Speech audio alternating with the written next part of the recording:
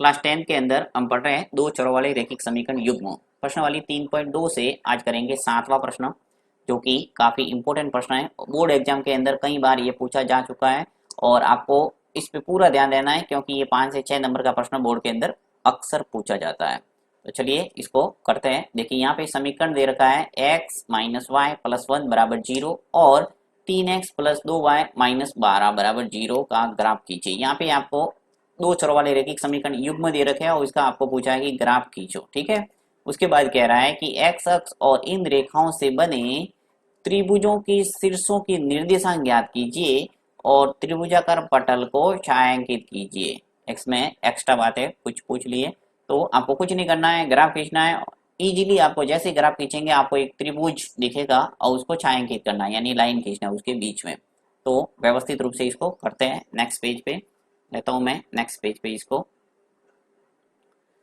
तो ये प्रश्न ले लिया मैंने, वापस पढ़ता हूँ। समीकरण x माइनस वाई प्लस 1 बराबर 0 और 3x प्लस 2y माइनस 12 बराबर 0 का ग्राफ खींचिए। x अक्ष और इन रेखाओं से बने त्रिभुजों की शीर्षों के निर्देशांक ज्ञात कीजिए और त्रिभुजाकार पटल को छायांकित कीजिए। तो करना आपको वैसे के वैसे है जो हमने आगे प्रश्न किए हैं। आपने अच्छे ढंग से रैखिक समीकरण युग्मों को हल करके किस ढंग से एक टेबल बनाते हैं और उस टेबल की सहायता से हम किस ढंग से ग्राफ खींचते हैं, वो अच्छे ढंग से आपने समझ लिया है।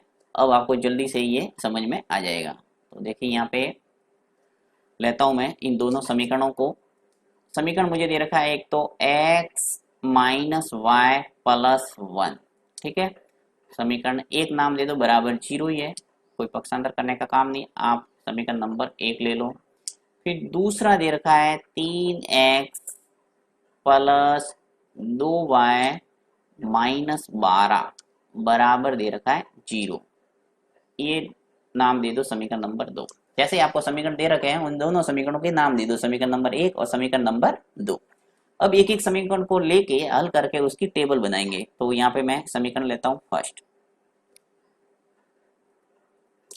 समीकरण फर्स्ट से समीकरण 1 से। अब समीकरण 1 क्या है ले लेता हूँ। देखिए x माइनस वाई प्लस 1 बराबर 0। अब हल करने का मतलब ये है कि आपको लेफ्ट हैंड साइड में सिर्फ एक चर रखना है। चर का मतलब या तो x रखो या y रखो और दूसरों को सबको पक्षांतर कर दो राइट हैंड साइड में, यानी बराबर के उस साइड आपको भेजना है। राइट, देखिए यहाँ पे x माइनस वाई प्लस 1, ये तो पूरा लेफ्ट हैंड साइड है और राइट हैंड साइड में 0 है।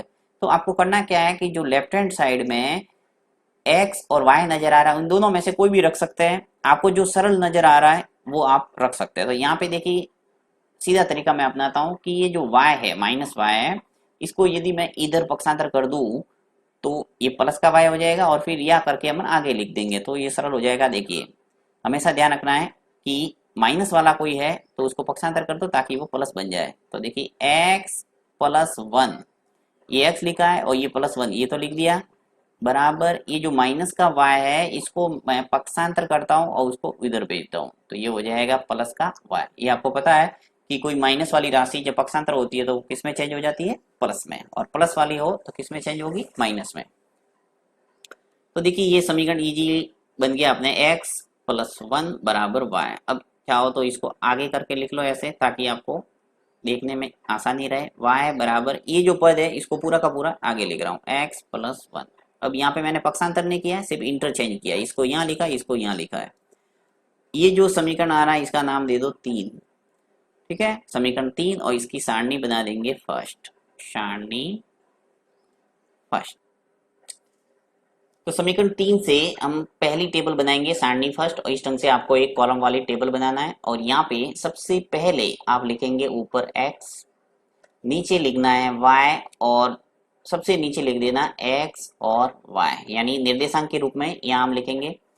सबसे पहले देखिए x का मान आगे जो भी होगा, जैसे समीकरण क्या है मेरे पास अलग से मैं लिख के बताता हूँ आपको, y बराबर x प्लस 1। ठीक है, ये जो समीकरण है इसके अंदर आगे यानी राइट हैंड साइड में मुझे क्या नजर आ रहा है, x। इसका मतलब ये हुआ कि x का मान आपको पहले रखना पड़ेगा और y का मान आपको प्राप्त होगा। अब x का मान आप कोई भी रख सकते हैं, 0 1 2 3, आपको जो भी उचित लगे आप मान रख के इसमें y का मान प्राप्त कर सकते हैं। तो अब क्या करते हैं, सबसे पहले x का मान 0 रख के देखते हैं। तो y का मान क्या आता है, देखिए यहाँ पे मैं x का मान रखता हूँ 0 मान लो। तो 0 अगर रखा है तो 0 प्लस हो गया 1, यानी y का मान आपके आ जाएगा 0 प्लस 1 करेंगे तो 1 ही आएगा, यानी y का मान आ गया 1।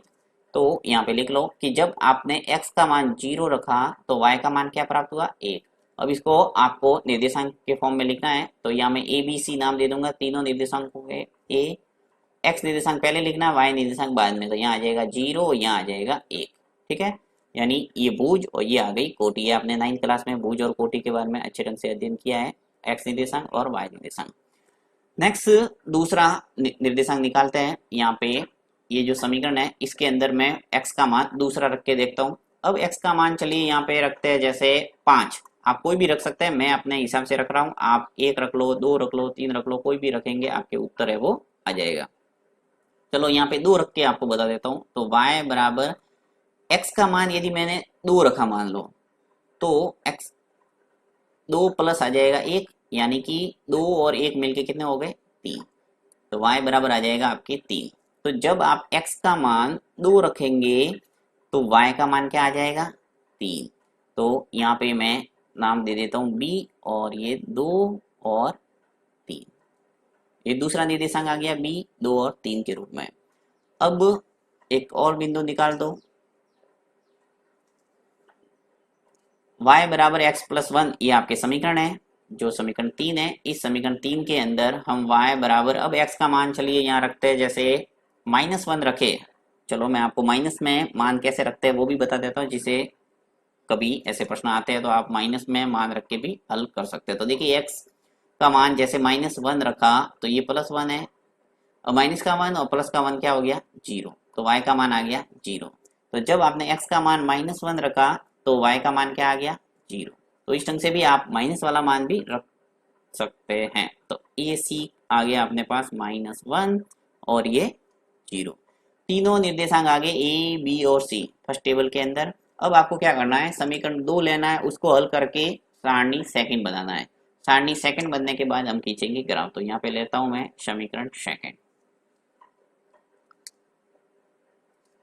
ले लेता हूं समीकरण सेकंड से। अब सेकंड क्या है, 3x प्लस 2y माइनस 12 बराबर 0।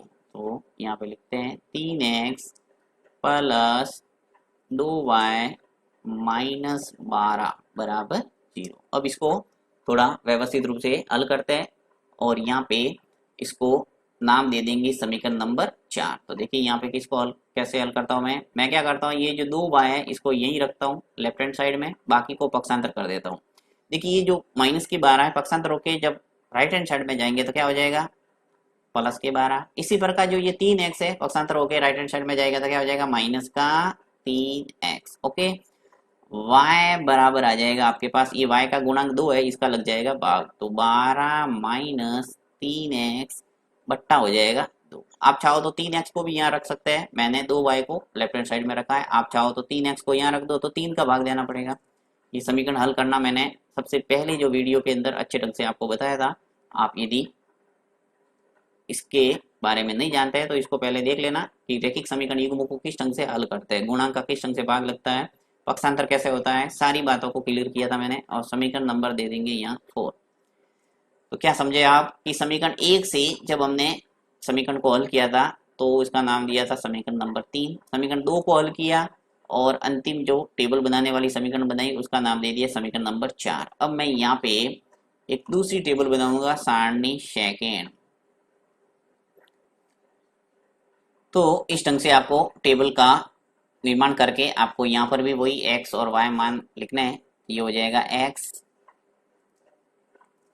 ऊपर लिखना है x, नीचे y, और सबसे तीसरे कॉलम के अंदर x और y। ठीक है, यहाँ पे x का मान आप रखेंगे तो y का मान आपको प्राप्त होगा, और नीचे निर्देशांक के फॉर्म में आपको लिखना है। तो देखिए जो समीकरण है 4, इस समीकरण 4 को हम हल करेंगे यहाँ पे मान रख के। तो इसको मैं थोड़ा खिसका के आपको समझाने के लिए अलग से रफ कार्य करते थोड़ा। समीकरण लेता हूं मैं साइड में, y बराबर 12 माइनस 3x बट्टा 2। ये मेरे पास समीकरण 4 है, इसके अंदर x का मान रखना है। तो y बराबर देखियो, सबसे पहले क्या करता हूँ मैं, x का मान 0 रखता हूँ, तो 12 माइनस 3, ये जो x है उसके स्थान पर 0 रखा है, यानी 3 इंटू 0 हो जाएगा बट्टा 2। 12 माइनस 3 का गुणा जब 0 से करेंगे तो क्या आएगा 0, और नीचे आ जाएगा 2। अब देखिए 12 माइनस 0 यानी 12 आ जाएगा, और 12 बट्टा 2, 12 में 2 का भाग देंगे तो क्या आ जाएगा 6। तो इस ढंग से जब आपने x का मान क्या रखा है 0, तो y का मान क्या प्राप्त हुआ आपको 6, यानी कि 0 x निर्देशांक है और y निर्देशांक क्या हुआ 6। तो यहाँ पे लिख लेते हैं हम। सबसे पहले देखिए ABC हमने पहली सारणी के अंदर नाम दिया, तो यहाँ पे आप PQR ले लो, तो P आ जाएगा 0 और 6। इसी प्रकार दूसरा मान निकालते हैं, हल करते हैं। यहाँ पे वापस कोई दूसरा मान लेके x की जगह अब मैं लेता हूं मान लो 2। जैसे मैं यहाँ y बराबर 12 माइनस 3, x की जगह यदि मैं रखूंगा 2 तो क्या स्थिति आ रही है, देखिए नीचे 2 है, 12 माइनस 3 का गुणा जब 2 से करेंगे तो क्या आएगा 6 बट्टा 2। 12 में से 6 गया, 12 में से 6 गया तो क्या बचा हमने हमारे 12 में से 6 गया तो 6, और नीचे आ जाएगा 2। अब 6 में 2 का भाग जाएगा, कितनी आ जाएगा 3। तो इसका मतलब ये हुआ कि जब आपने x के स्थान पर 2 रखा तो आपको कितना प्राप्त हुआ y का मान 3। तो ये आ जाएगा q। तो यहाँ पे मैं q लिख लेता हूँ, q 2 और 3 आ गया, ठीक है, p आ गया, q आ गया। एक बिंदु और निकाल देते हैं। अब ऐसा मान रखते हैं x की जगह ताकि y का मान आ जाएगा 0। ये मैं अपनी इच्छा से रख रहा हूँ, आप कोई भी मान रख सकते हैं, रटना नहीं है कोई मान कि सर ने ये रखा है तो आपको भी यही रखना है। आप अपने इच्छा से कोई भी मान यहाँ रख के आप वो मान रखना है जिसके अंदर इजीली 2 का भाग है वो चला जाए। तो यहाँ पे 12 माइनस, देखो अब मैं 3 x है, इस x के स्थान पर यानी 3 इंटू x के स्थान पर रख रहा हूँ 4, नीचे अपने 2 है, ऐसे कैसे, फिर 12 माइनस 3 का गुणा 4 से करेंगे तो क्या आएगा 12 बट्टा 2। 12 में से 12 गया, क्या बचा 0, और 0 में 2 का भाग देंगे तो क्या आएगा 0। किसी भी संख्या का जब 0 में भाग देते हैं तो क्या आता है 0। तो इस ढंग से आपको क्या मान प्राप्त हुए कि जब x का मान आपने 4 रखा तो आपको y का मान क्या प्राप्त हो गया 0। तो इस ढंग से आपके p आ गया, q आ गया। अब लिख लेता हूं मैं r, तो r आ गया आपके पास 4 और 0। तो दूसरी टेबल भी आपके कंप्लीट हुई। अब इन दोनों टेबलों की सहायता से हम एक ग्राफ का निर्माण करेंगे। तो चलते हैं ग्राफ पेपर पे। तो इस ढंग से आपको एक एग्जाम के अंदर ग्राफ पेपर मिलेगा, और ग्राफ पेपर पे आपको क्या करना है, सेंटर में यानी जहां ब्लैक डार्क लाइन है वहां पे आपको पेंसिल से एक्स अक्ष और वाई अक्ष खींचना है। यहाँ पे मैंने ये एक्स अक्ष खींचा है और ये वाई अक्ष खींचा है, तो यहाँ पे नाम दे देता हूं मैं एक्स अक्ष और वाई अक्ष, एक्स ओ एक्स डैश। इसी प्रकार ये वाई ओ और वाई डैश। मैंने जो प्रथम चतुर्थांश है और द्वितीय चतुर्थांश है इसको बड़ा बनाया, तृतीय चतुर्थांश और चतुर्थ चतुर्थांश को छोटा बनाया, क्योंकि यहाँ पे मेरे बिंदु सिर्फ प्रथम चतुर्थांश के अंदर ही आलेखित होंगे अधिकतर। टेबल के अंदर आप देख सकते हैं आसानी से। अब यहाँ पे आपको पैमाना मानना है, तो पैमाना इजीली आप एक बॉक्स बराबर एक इकाई मानेंगे तो भी आपके इजीली सभी जो निर्देशांक है वो निरूपित हो जाएंगे, यानी कि 1 सेंटीमीटर बराबर 1 इकाई का आपको पैमाना मानना है। तो यहाँ मैं सभी पैमाना मान लेता हूँ। सबसे पहले लिखता हूँ यहाँ 1, फिर यहाँ लिखता हूँ 2, यहाँ लिखता हूँ 3, फिर 4, 5, 6, 7, जितने भी आपने बॉक्स है आप लिख लो। इसी प्रकार यहाँ पे देखिए -1 लिखना है, ये सभी आपने अच्छे ढंग से समझ लिया है, इसको ज़्यादा बताने की जरूरत नहीं है शायद मुझे। -3, -4, -5, -6, यानी आपको राइट हैंड साइड में सभी प्लस में लिखना है और लेफ्ट हैंड साइड में माइनस वाले मान। इसी प्रकार y एक्स पे भी आपको ऊपर प्लस में और नीचे माइनस में। तो यहाँ पे लिख लेता हूँ 1, फिर 2, 3, 4, 5 और 6, यानी एक एक बॉक्स छोड़ के मैंने एक एक इकाई का पैमाना लेते हुए 1 2 3 लिख दिए। इसी प्रकार यहाँ पे -1 और यहाँ -2, इसका जरूरत ही नहीं पड़ेगा इसलिए काफी है। यहाँ साइड में आपको पैमाना जरूर लिखना है क्योंकि पैमाने के अलग से नंबर होते हैं। तो यहाँ मैं पैमाना लिख के बता देता हूँ आपको। पैमाना पैमाना आपको लिखना है एक्स अक्ष पर। अब एक्स अक्ष पे आपने क्या पैमाना माना है वो लिख लो। देखिए मैंने क्या माना है कि 1 सेंटीमीटर बराबर 1 इकाई। ये जो पूरा बॉक्स है ये पूरा 1 सेंटीमीटर का होता है। तो आप ऐसे भी लिख सकते हैं एक बड़ा खाना बराबर 1 इकाई, परंतु 1 सेंटीमीटर लिखोगे तो ज्यादा इफेक्टिव होगा। तो 1 सेंटीमीटर बराबर 1 इकाई। ठीक है। इसी प्रकार वाई अक्ष पर भी लिख लो। वाई अक्ष पर वाई अक्ष पर भी मैंने यही पैमाना लिया है कि 1 सेंटीमीटर बराबर 1 इकाई, यानी एक एक बॉक्स छोड़ के 1 2 3 4 एक एक अंतर लेते हुए आगे बढ़ाओ। जैसे बड़े बड़े मान कहीं हम टेबल के अंदर ज्ञात करते हैं तो वहाँ पैमाना 2 4 6 8 इस ढंग से भी हम लिखते हैं। जैसा हमारे टेबल के अंदर मान होगा वैसा ही हम यहाँ पे पैमाना मानेंगे। तो पैमाना हो गया। अब आपको क्या करना है, दोनों टेबलों से सभी बिंदुओं को आलेखित करना है। तो देखते हैं हम टेबल के अंदर कि टेबल के अंदर हमारे क्या मान है।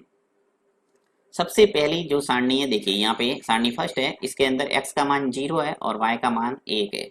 यानी x निर्देशांक 0 और y निर्देशांक 1, ये आपको आलेखित करना है ग्राफ पेपर पे। तो लेता हूं मैं ग्राफ पेपर पे इसको। x का मान 0 y का 1। देखिए x अक्ष पे यहाँ पे 0 का है ये रहा, और y निर्देशांक है आपके 1। तो y अक्ष पे जाना है सीधा 1 + 1 का नजर आ रहा है, ये ऊपर पहला पहला जो दिख रहा है बॉक्स पे ये आपके निर्देशांक हो जाएगा। तो यहाँ पे हम मान दे देते हैं इसका नाम, इसको ऐसे गोल बिंदु लगा के एक ऊपर गोल घेरा और लगा दो ताकि आपको स्पष्ट नजर आएगा कि। अब आप लिख भी सकते हैं कि जो ए है वो निर्देशांक क्या है कि 0 है और 1 है। ओके, यानी ए निर्देशांक 0 और 1 को हमने इसको आलेखित कर दिया ग्राफ पेपर पे। अब दूसरा पॉइंट देखते हैं। दूसरा पॉइंट क्या है देखते हैं वापस। ये जो टेबल है यहाँ पे x निर्देशांक 2 है और y निर्देशांक 3 है। तो चलते हैं ग्राफ पेपर पे वापस। x का 2 y का 3। अब देखिए x अक्ष पे 2 है वो का नजर आ रहा है ये रहा, और y निर्देशांक है वो 3 है। तो ऊपर जाना पड़ेगा सीधा यहाँ पे, ये रहा y का 3 +3 ऊपर है। तो ये और ये यानी 2 वाला और 3 वाली लाइन जहाँ क्रॉस होगी वो इसका पॉइंट हो जाएगा, और इस पॉइंट को नाम देना है आपको और उसके ऊपर गोल घेरा लगाना है। इसका नाम दे दो आप 2 और 3, और ये आ जाएगा आपकी बी। ठीक है। नेक्स्ट अंतिम पॉइंट है पहली सारणी का -1 और 0, जो कि सी निर्देशांक है -1 और 0। तो लेता हूं मैं x का -1। देखिए x अक्ष पे आपको सीधा चलना है, -1 का है ये लेफ्ट हैंड साइड में, और y निर्देशांक है वो यहाँ 0 है। तो इसका मतलब x अक्ष पर ही ये बिंदु हो जाएगा। तो यहाँ पे ये बिंदु होगा और इसके ऊपर गोल घेरा लगा दो, और इसका नाम दे देते हैं C, और ये है आपके -1 और 0। तो ये सभी बिंदु आपके आगे A आ गया, B आ गया और C आ गया। अब इन तीनों बिंदुओं को मिलाती हुई एक आपको सीधी लाइन खींचना है स्केल की सहायता से। स्केल लगा देना यहाँ, और सीधी लाइन है वो आपको खींचना है। तो यहाँ मैं खींच के बता देता हूँ आपको, इस ढंग से खींचना है और तीनों बिंदु से गुजरती हुई होनी चाहिए। अगर एक भी बिंदु आपके आगे पीछे जा रहा है इसका मतलब आपने जो बिंदु आलेखित है वो सही नहीं किया है। लाइन हमेशा सीधी आएगी। नेक्स्ट टेबल के तीनों बिंदुओं को आलेखित करते हैं। नेक्स्ट सारणी देखते हैं, सारणी सेकंड। अब सारणी सेकंड के अंदर जो पहला निर्देशांक है देखो क्या है 0 और 6। तो बिंदु P को आलेखित करते हैं 0 और 6 के रूप में। x निर्देशांक 0 है और y निर्देशांक 6 है। तो यहाँ पे x निर्देशांक का 0 ये दिख रहा है और y निर्देशांक 6 है, वो सीधा ऊपर चढ़ना पड़ेगा यहाँ पे ये रहा 6। तो इस बिंदु को हमें आलेखित करना पड़ेगा। ये बिंदु ले लिया मैंने, गोल घेरा लगा दो, और इसका नाम दे देता हूं मैं P, क्योंकि ये बिंदु P है और ये क्या है 0 और 6, यानी x निर्देशांक 0 है और y निर्देशांक क्या है 6। ये बिंदु P आ गया। इसी प्रकार हम दूसरा पॉइंट लेंगे Q है वो क्या है 2 और 3, यानी x निर्देशांक 2 है और y निर्देशांक 3। ये बिंदु Q है। चलते हैं एक्स निर्देशांक 2 है और वाई निर्देशांक 3 है, तो ये का ये पॉइंट आएगा बी क्यू के रूप में, तो इसका नाम भी आप क्यू दे सकते हैं कि यही बिंदु है वो क्यू है, तो यहाँ पे लिख लो चाहो तो, मैं अलग से लिख लेता हूँ बिंदु क्यू, यही बिंदु है वो क्यू है। यानी क्यू और बी ये दोनों सेम है, क्योंकि एक्स निर्देशांक 2 और वाई निर्देशांक 3 है, वो दोनों में आ रहा है। देखिए वापस बता देता हूँ, ये जो टेबल है उसके अंदर भी जब हमने 2 रखा था x का मान, तो y का मान 3 आया था। इसी प्रकार इस टेबल के अंदर भी जब x का मान 2 रखा और y का मान 3 आया, यानी b बिंदु और q बिंदु ये दोनों सेम आ रहे हैं। तो हमने ग्राफ पेपर पे जब आलेखित किया तो बिंदु p और q ये पास पास में लिख दिए और 2 और 3 निर्देशांक है वो दर्शा दिए, राइट।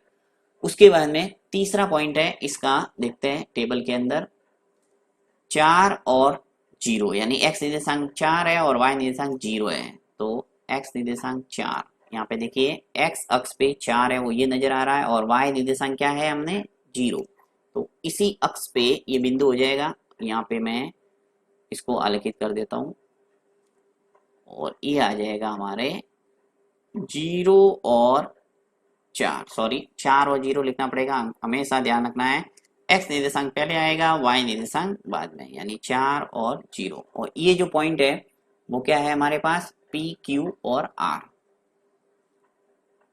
ठीक है। अब आपको वही काम करना है, p q और r को मिलाना है, तो सीधा ड्रॉ कर सकते हैं। देखिए ये है p, ये है q और ये है r, तो इसको मिलाती हुई एक सीधी लाइन खींच लेता हूं मैं।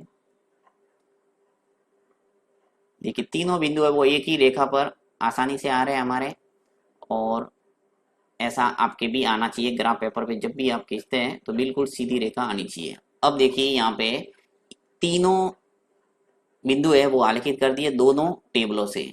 वापस मैं प्रश्नों को पढ़ता हूँ कि प्रश्न में क्या क्या पूछा है। देखिए समीकरण x माइनस वाई प्लस 1 बराबर 0 और 3x प्लस 2y माइनस 12 का ग्राफ खींचे, जो कि हमने काम कर दिया है, यानी ग्राफ खींच लिया है।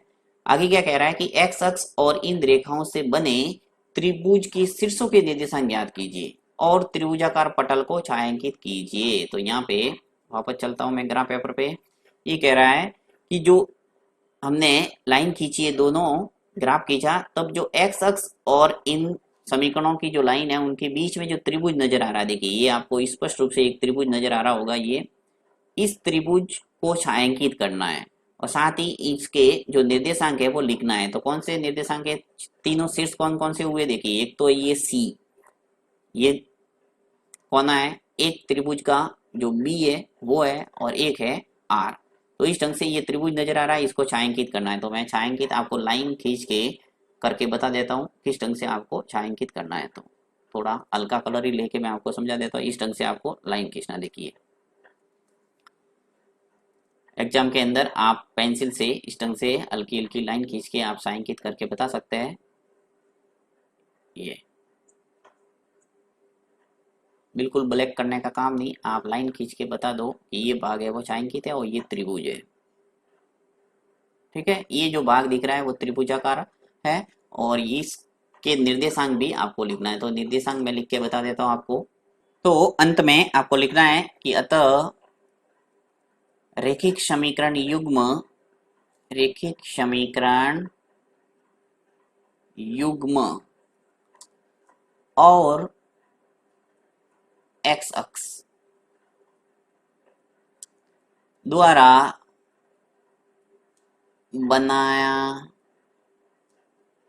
द्वारा बनाए गए त्रिभुज के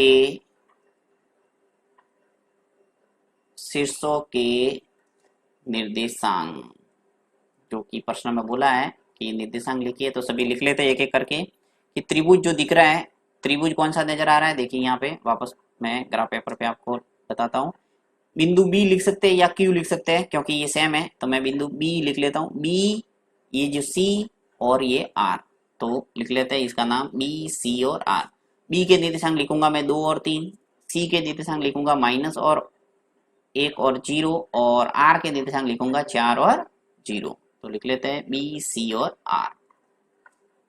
त्रिभुज बी सी और आर के निर्देशांक कौन कौन से है? बी के निर्देशांक देखिए क्या है, बी बी पे आपके जो था वो था 2 और 3। सी के निर्देशांक क्या है, -1 और 0। और आर के निर्देशांक क्या है आपके, 4 और 0। तो इस ढंग से इस प्रश्न के कंप्लीट हल हो गया ये प्रश्न कि आपको जो पूछा था बी, सी और आर, 2 और 3, -1 और 0 और 4 और 0, ये आपके आ गए निर्देशांक के रूप में। अब इसका हल अगर आपको पूछा जाए कि हल क्या है इस रैखिक समीकरण युग्म का, तो जहां रेखाएं एक दूसरे को क्रॉस करती है वो इसका हल होता है। तो यहाँ पे स्पष्ट रूप से आपको नजर आ रहा है कि जो बी बिंदु है 2 और 3, यहाँ पे रेखाएं क्रॉस हो रही है, इसका मतलब इसका जो हल है x बराबर 2 और y बराबर 3 इसका अंतिम उत्तर है। तो आप उत्तर भी लिख सकते हैं इसका, लिखेंगे रैखिक समीकरण युग्म का हल, समीकरण युग्म का हल x बराबर 2 y बराबर 3, ये है इसका आंसर। ठीक है, तो ये इस ढंग से करना है और ये प्रश्न काफी इंपॉर्टेंट है एग्जाम की दृष्टि से, तो इसको 1-2 बार प्रैक्टिस करेंगे आपके अच्छे ढंग से दिमाग में बैठ जाएगा।